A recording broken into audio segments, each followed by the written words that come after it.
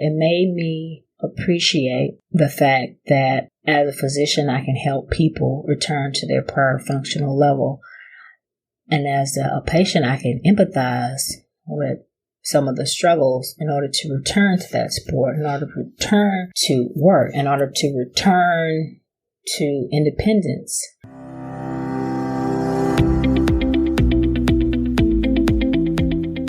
Welcome to Running is Cheaper Than Therapy podcast. I am your host, Dr. Weta L. Brown. I inspire and promote movement. I explain how running adds to life from a mental wholeness aspect, how obstacles can be overcome in life to make it to your finish line. Welcome to Running is Cheaper Than Therapy, episode 41. I just want to take the time to thank everyone who listens to my podcast, everyone who comments, everyone who has subscribed to my podcast on Apple as well as Spotify, everyone who's left reviews. I appreciate your support in this new endeavor. I have solo as well as guest episodes. I do solo episodes so people can know who Weta Brown is. Who is the person behind the podcast Running is Cheaper Than Therapy? I like to share stories, some of my woes. I also like to do a little bit of education on common injuries. My hope is that some of my struggles can help others. I do love my guest episodes, and I love sharing their stories too. The title of this episode is called The Doctor is the Patient. I thought of it after I had surgery. The plan was for it to be a story from the time of surgery until the time I completed my first full Ironman following surgery. Things did not go as planned. Was able to do a race. It was far from a full distance Ironman. It was a sprint. So I'm going to tell you about my journey from injury until my first race. We all know that life does not go as planned. 2020 and this pandemic is evidence of that. So I injured my left knee while ski racing. Ski racing is basically you ski past flags, which are called gates. If you've ever seen Lindsey Vonn racing, it's similar. Our racing is not as technical. The course is not as long. And I am far from Lindsey Vonn, although I do have a Lindsey Vonn race outfit. So we do the best of 3 runs. So my first run, I take it a little conservative, trying to feel the course. The second run, I'm a little bit more aggressive because I do want to place first in my age group. My third run, I put it all out there. I also got some tips from a few of the experts at the start. And I'm not sure what happened. I don't know if I caught a rut. Sometimes after so many people race a course, there are little divots in the course. And that can cause people to fall, or I'm not sure if I properly weighted on the turn, but I fell and hurt my knee. At first, it was not bothering me. I was able to ski the rest of the day, and we skied pretty hard and long the rest of the day. Toward the end of the day, I could feel my knee was hurting, but I still was able to ski. This was toward the end of our ski trip. This was in March of 2020, prior to the shutdown for the COVID-19 pandemic. We were in Sun Valley, Idaho for the National Brotherhood of Skiers Summit. Following that Thursday, I tried to ski Friday morning, but I couldn't turn because my knee bothered me. So I decided to call it for that trip. The plan was prior to the shutdown for COVID to do one more ski trip. Unfortunately, that did not happen. So I returned home. My knee did not cause me significant problems. I was able to swim, I was able to bike, but I couldn't run. I did some rehab on myself. I was trained as a physical therapist and still maintain one license. So I did some rehab myself. It helped. I also had a doctor friend inject my knee with cortisone. I tried to inject myself, but I can't. Tried several times. So it helped. I was able to get back into running, but when I tried to increase my speed or distance, it bothered me. So I went to see my doctor friend again and had a PRP injection, which is platelet-rich plasma. What it is growth factors are taken from your blood in a concentrated form, injected into the site. Could be, in my case, the knee. I've also had PRP in other places as well. The theory is it has growth factors and it helps stimulate blood supply and it helps in the healing process. So it helped as well, and I was able to run. But again, when I increased the distance and when I tried to increase my speed, the pain returned. So I began to get frustrated. I ordered an MRI. The MRI report revealed that I had an anterior cruciate ligament tear, partial tear, a meniscus tear, a chondral injury. So when I saw the report, even before I saw the actual MRI, I knew that this was bad news and the reason that I was not getting better. So I called my former partner, got an appointment. I knew that if a patient came to see me with the same findings, I would recommend surgery, particularly if that person was an active person and wanted to return to their sport. So following the visit with my partner, I was scheduled for surgery less than a week.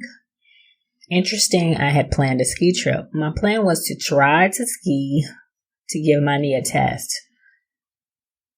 But after I saw the MRI, I knew that my ski season would be over. My plan was to have surgery, rehab, and hopefully be able to do a full distance Ironman triathlon in the late fall around this time. So I had surgery in December 2020. It was interesting being on the other side. I've pre-opted many patients. I've told many patients that they need surgery, and I've actually had surgery as well. I've had a number of injuries. I've had one major surgery on my right knee. I had a meniscus tear as well. This was not after any injury. It just started bothering me after I did 3 marathons in 3 months. I went for a run in the snow, actually. And after the run, my knee swelled and it never got better after rehab, injections.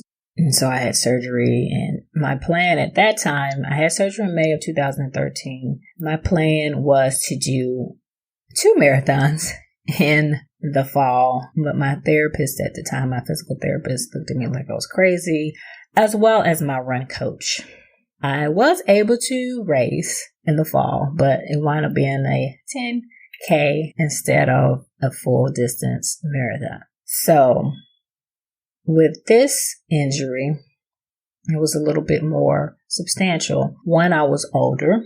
2, I had more injuries. I thought the ACL was an overread because I was unstable, but it ended up being the real thing. So in preparation for surgery, I cooked a lot of food, put it in the freezer. I also got paper plates, plasticware, and also some of my family cooked me food and brought to me. I had to make sure my condo was safe for me to get around with crutches. I live in a studio and I have a lot of stuff. Just for example, I have a bike trainer in the middle of the floor. So I moved my bike trainer. I made sure my rugs were secure. I made sure I had an adequate path to walk with my crutches without tripping over anything. I practiced on crutches. I had crutches from before, but they were old, and some of the nurses at my hospital insisted that they give me new crutches. So I practiced crutch walking. I practiced stair climbing because in order to get into my unit, I have at least 5 or 6 stairs that I have to go up and down. I also had to arrange transportation to and from the hospital for my surgery. So being single has its privileges, but being single in cases where you need surgery or you need a ride or you need outside help, sometimes it can be challenging, but I'm thankful I have a great village. I also have the offer for a family member to come stay with me to help me after surgery, but I felt that that wasn't necessary. I did purchase some items that helped in my recovery. I bought a tray so I could transport food and certain things because I couldn't carry them because of the crutches. I also had a little book bag where I put items and a fanny pack, which helped as well. I also purchased a shower chair because I could not get into the tub. Also, I could not get my leg wet, so I purchased a stockinette type device to uncover my brace and my incision following surgery. I did a blog post and I posted links to some stuff that was helpful for me. So the day of surgery, my friend picked me up. I actually did a walk prior to my surgery was at 5 p.m. I figured I should get it in before I couldn't do anything. So the typical surgery routine: check in, take off all your clothes, put on a hospital gown, get an IV, talk to the nurse, sign your consent, and talk to the anesthesiologist. And my surgeon, my former partner, came. They were about to wheel me in the room, and I said, "Wait, where's the Versed?" Versed is a wonderful drug. It basically makes you forget. So the last thing I remember was asking for the Versed. Then I woke up in the recovery room. I was told that I tried to flash a few people in the recovery room. Of course, I don't remember due to the marvelous Versed. My friend picked me up from recovery and took me home. I almost tripped getting out of the car, stepping on the curb. I still was under the influence of the anesthesia drugs. I was able to hobble stairs into my apartment. Surprisingly, I did not have that much pain after surgery. They gave me pain medication, but I only took it, I think, 2 days because it gave me a weird feeling. So Tylenol, and I also had a TENS unit, and a TENS unit is helps with pain. So I used it, and it also has a mode where it can stimulate your quadriceps. So I used that. I had a brace for 4 weeks, and I couldn't put any weight on my leg, which made this recovery more difficult than my last. When I had surgery in 2013, I was able to put as much weight as tolerated on my leg because I just had a meniscus tear. While I did have a ACL, anterior cruciate ligament tear, I did not have to have a full reconstruction. He was able to put an anchor to secure the ligament back to the bone. And I also had what's called a chondroplasty. And chondroplasty is basically just stimulate my body to make what's called fibrocartilage. Native or virgin cartilage is called hyaline cartilage. And fibrocartilage is, while not as great as hyaline cartilage, it's better than, say, a cartilage injury down to bone.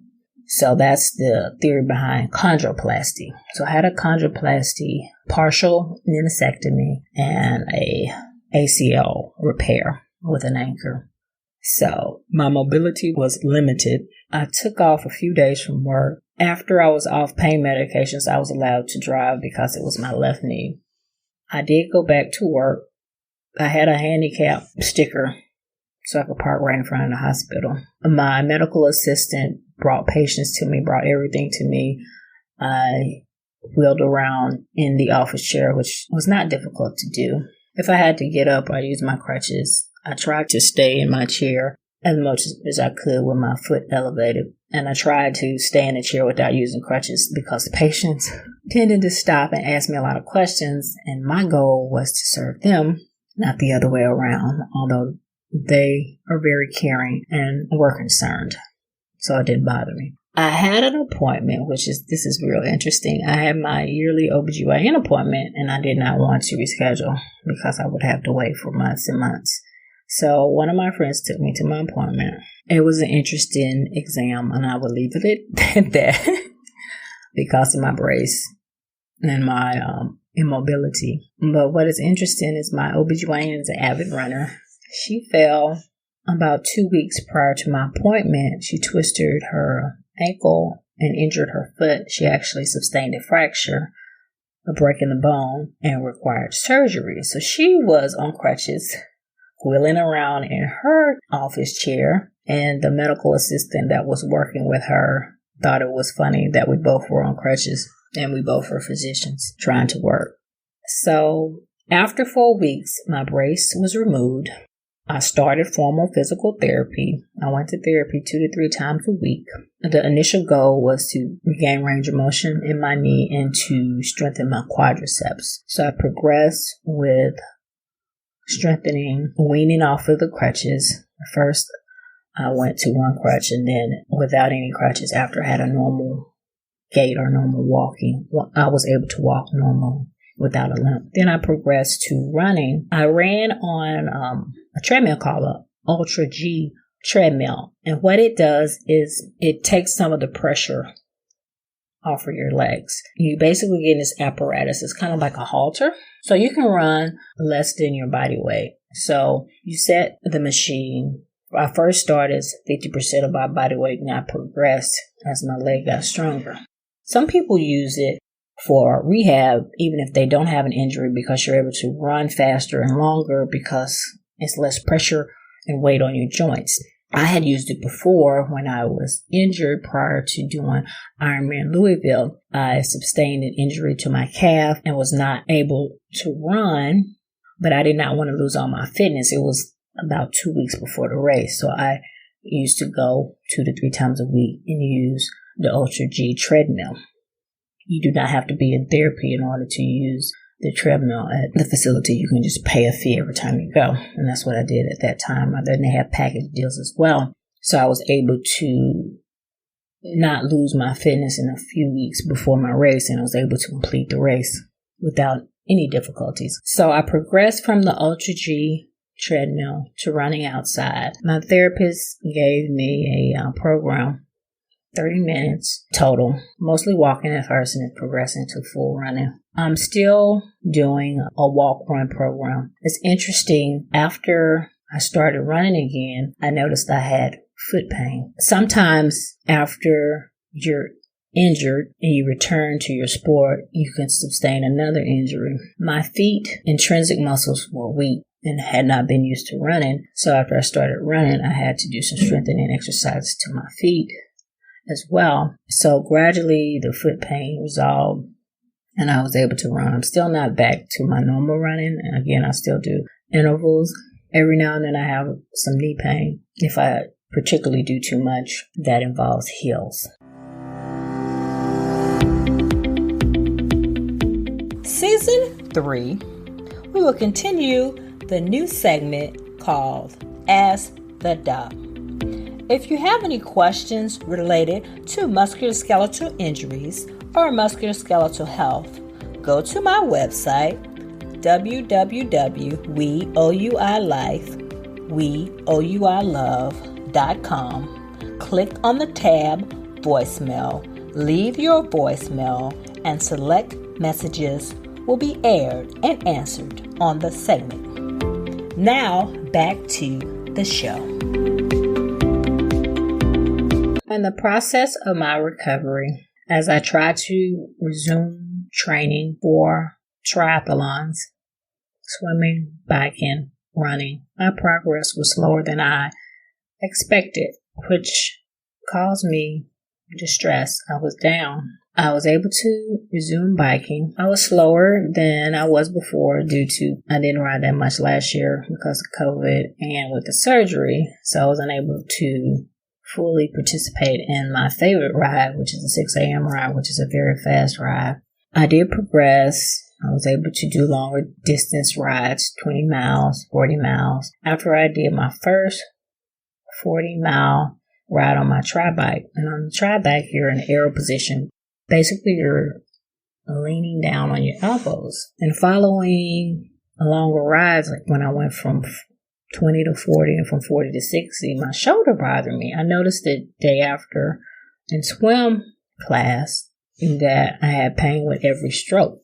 And it progressed, and I put two and two together and realized that my shoulder was aggravated from being in the aero position. I have a partial thickness rotator cuff tear, which I've had for a number of years. It bothers me from time to time. So I saw my former partner again and had a PRP injection, this time in my shoulder. While before it hurt during just the actual injection, this time it hurt. I felt like I had been sucker punched in my shoulder, and for 2 weeks I couldn't swim. So this affected my training as well. On top of that, I had what's called a saddle sore. I talked about this on a previous episode. It hurt to ride, and I had in 2020, August, had a saddle sore, and I kept riding it. It turned into an abscess, and I had to have a formal procedure. So I did not want that to happen. So I immediately saw a dermatologist. I had a total of 3 injections, but they only can do them 3 weeks apart. Because if you too much cortisone, you can have atrophy around the muscles. So since it still caused me discomfort, I was a little apprehensive about riding prolonged distances because I did not want that abscess. That was one of the most painful experiences I had in my life, and I didn't want that to happen again. So this affected my training, and I realized out of the 3 sports, I miss cycling the most. And I think I just love cycling because I feel like I see more progress with the work I put in as far as like increasing my speed and my power versus running. I feel like when I get faster, it comes with injuries or it's a slower progression and it's more wear and tear on my body. So cycling gives me more bang for my buck, and it's the longest part of the race in triathlons. So I like to concentrate a lot of time, and also I love my cycling friends. I mainly swim by myself and run by myself, so cycling is more social. So basically, I couldn't run very much because my rehab was slow. I couldn't swim like I wanted to because of my shoulder problems, which was related to cycling on my aero bike and my injury. And I couldn't cycle because of my saddle issues, my saddle sores.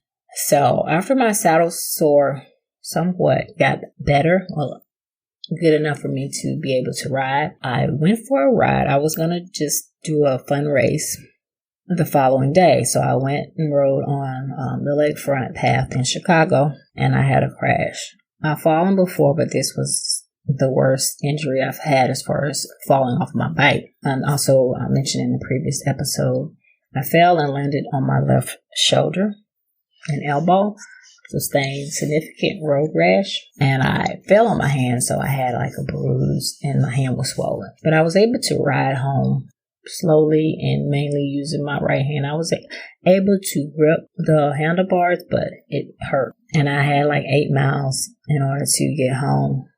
Following the crash, I couldn't swim because I didn't want the road rash to get infected. And biking was difficult because of my hand I couldn't grip. But although I did ride my trainer on the inside, but I was a little apprehensive about riding outside. So after my road rash got better and my hand got better, I was able to cycle again. So my first cycling outside was during my birthday trip. August the 9th, I went to California because I wanted to get away from my birthday. California was on my list of places to go following the pandemic. Although we're still in the pandemic, I had COVID. I caught it on that same trip where I injured my knee on my ski trip. And I've also been fully vaccinated. So I felt comfortable going to California to hang with vaccinated friends. So I called one of my friends in California who I've cycled with before. She said I could use her bike. And she told me she was doing her first triathlon. So I told her I would do it with her. While I did it to support her, and I love triathlons, she didn't know I needed it for my mental health. I needed it for my spirit. I needed a win. And that's what I got. So we did a sprint reverse triathlon. And I also talked my clubhouse best friend into doing the race as well. She was a little apprehensive about the swim, But the swim was in an outdoor pool and it was only 300 meters. So I said, why not? Just do it. And when I've done indoor triathlons before, usually the pool is shallow and they tell you can run. This one was different, but I did not know that. But I did. I told her about my experience and she had signed up. So this was in Pasadena. The event took place around the Rose Bowl. We ran first around the Rose Bowl. Then we cycled around the Rose Bowl. And then we swam 300 meters in an outdoor pool. The outdoor pool, however, was not shallow. They had us doing 3 laps, but not back and forth. You swam and then you turned and you swam. It was like a little obstacle course, which is not great if you're going for speed. I had a ball. It was fun to race. It was fun to be around people. I met new friends. I met some Team Zoot members from the area. I had fun on the bike. I had missed it. I was very aggressive on the bike, and during my trip in California, I aggravated my wrist. And I'm not sure if it was the biking or I did my hair right before, but my wrist started really bothering me. I had what's called ulnar-sided wrist pain, and ulnar side is to the peaky side of your wrist.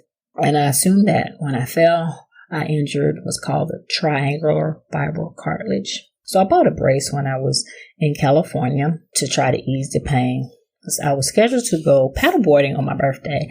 I'm always love doing adventurous stuff, particularly on my day. So with paddleboarding, just trying to push myself up and to do the paddling really aggravated my wrist. When I got home, I contacted one of my friends who's a hand surgeon. He couldn't get me in, but he recommended someone for me to see. I saw him and he put me in a wrist brace for 4 weeks. And then I saw him back again and I had an injection. And he put me in the brace for 2 more weeks. And the plan is to wean myself out of the brace and see him again. But when I got home, it was difficult to cycle with the brace, so I mainly rode on my trainer. I did, however, go on Labor Day to One Love. I had signed up for a race, or actually it's just an organized bike ride in Atlanta. It happens Labor Day weekend every year.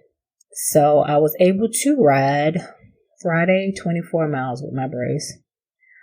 It gets a little hot and aggravated, but it wasn't too bad. And on Saturday, I was initially planning on doing the Century. This is when I was scheduled to do a full distance Ironman in October.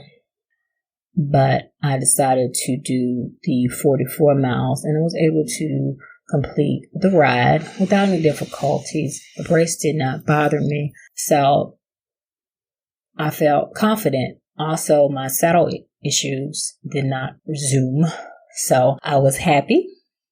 One of my friends told me when you get saddle sores on the side, it could be related to your bike fit issue.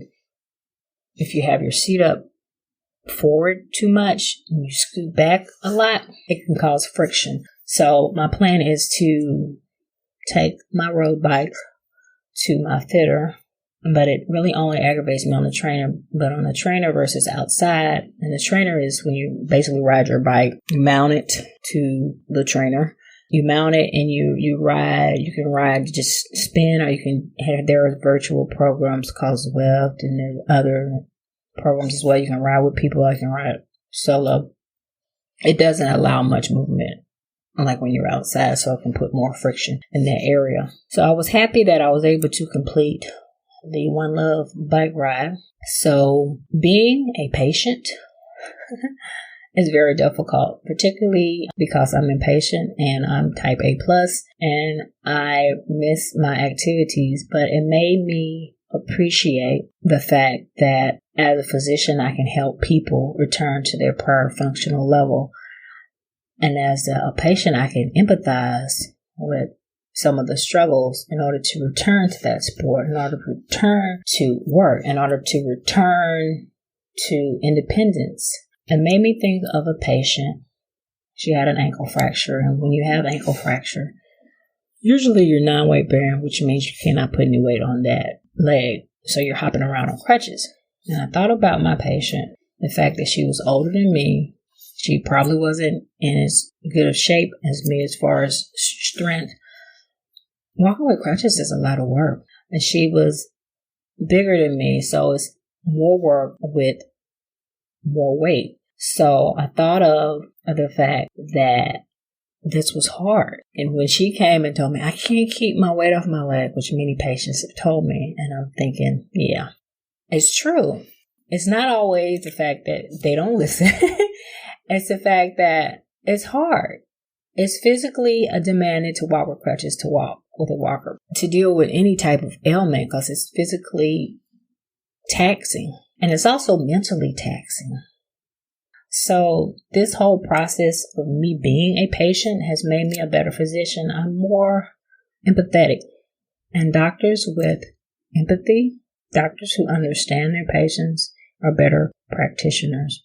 It's interesting, when I had my injection in my wrist, the physician was saying that it's not that painful. I've never had an injection in my wrist. I've had injections, again, in my shoulder, knee, both feet when I had plantar fasciitis. And the most painful were the shoulder, PRP, and when I had injections in both feet. And I was telling him about all my injections, and he gave me this weird look. And I'm thinking, am I the only orthopedic surgeon who has all these multiple orthopedic injuries?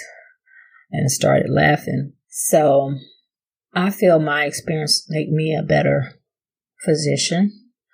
And I also can share with patients and friends, because people often contact me when they're injured for advice, for just a listening ear, because returning to a sport, returning to life from an injury can bring up a lot of fear. Fears that, will I be able to do this? Will I be able to return to my prior functional level? Will I be able to race again? Will I be able to run again? Will I be able to walk again? Will I be able to go back to my job? And when something becomes part of your life, whether it be sports, or people find a lot of validation and joy and meaning in their jobs and their sport and their hobbies. And if an injury happens to take that away, it can be devastating. So thank you for listening to my rant. If you have had significant injuries and would love to share with me, I'm available via all social media platforms as well as my email. Next week, I have a special guest that I know you will enjoy. Thanks for listening. That wraps up this episode of Running is Cheaper Than Therapy podcast. Thank you for tuning in. If you already haven't, please download Running is Cheaper Than Therapy podcast on Apple, Spotify, or however you listen to your favorite podcast. If you have any questions, concerns, or possible show topics, please email Running is Cheaper Than Therapy, OLB, Omaha Love Brown. Again, that's Running is Cheaper Than Therapy, Omaha Love Brown @gmail.com. I also can be reached via Instagram, Facebook, Twitter, LinkedIn, and YouTube. Handle We Life, We Love. OUI Life, OUI Love. Thank you, and please tune in again.